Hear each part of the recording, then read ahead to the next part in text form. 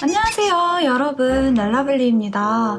요즘에 우한폐렴 때문에 다들 걱정이 많으실 거예요. 우선 코로나의 증상에 대해서는 많은 곳에서 다루고 있기 때문에 다들 아시겠지만 발열 또는 호흡기 증상이에요. 비말 감염이라 2m까지 감염이 될 수 있다고 합니다. 제가 오늘 영상을 찍게 된 이유는 처음으로 홍콩에서 강아지가 코로나에 양성 반응을 보였다는 뉴스 때문이에요. 처음 코로나가 발병했을 때부터 인수 공통 감염인가에 대하여 사람들이 많이 궁금해했었어요.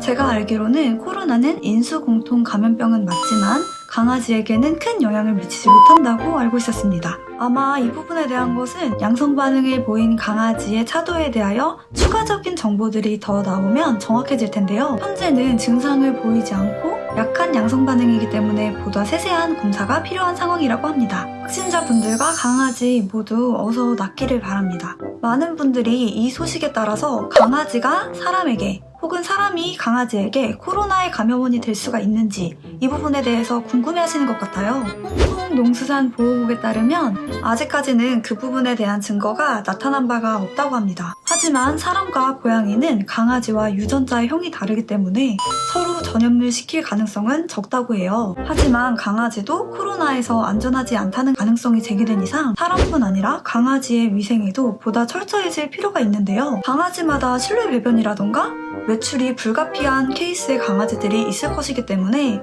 산책을 할 경우 손발을 깨끗하게 닦아주는 것이 필요할 것 같습니다. 또한 산책 시에 강아지가 바닥을 핥는다던가 이런 행동을 자제시켜주는 것이 좋겠죠? 더 한 가지 더. 우한폐렴이 확산됨에 따라서 반려동물 마스크에 대한 수요가 급등하고 있다고 합니다. 그런데 반려동물 마스크의 사용에 대해서는 생각해봐야 할 부분들이 있는데요. 첫 번째, 마스크가 사람한테는 이렇게 밀착이 잘 됩니다. 그렇기 때문에 외부의 공기나 이런 것을 차단을 하는데 효력이 좋다고 할 수 있죠. 그런데 강아지들은 그 머즐의 모양과 강아지마다의 크기가 다르기 때문에 완벽하게 밀착되기가 어렵다고 합니다. 그렇다고 하면 그 효력적인 면에서 약간의 의구심을 갖게 할 수 있다는 것이죠. 두 번째로 마스크를 사용하는 것이 오히려 위험을 초래할 수 있는데요. 강아지는 땀샘이 발바닥과 혀에 있다고 합니다.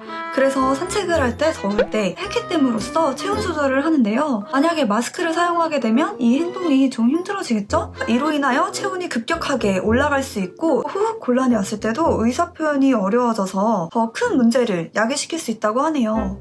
요즘 같은 날씨에는 열사병에 대한 걱정은 사실 적겠지만 미세먼지에 관하여서 또 사용하시는 분들이 계시다면 이 부분도 고려를 해보시면 좋을 것 같습니다. 가장 최선의 해결 방안은 산책 후에 꼭 샤워를 해주시고 그리고 산책 전후로 수분 섭취를 충분하게 해줌으로써 면역력을 증강시키는 방법이라고 하는데요.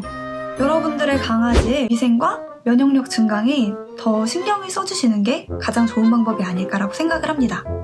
만약에 여러분이 기침과 발열의 증상이 있다고 할 때는 1339번으로 전화를 해서 안내받은 병원으로 가시면 된다고 합니다.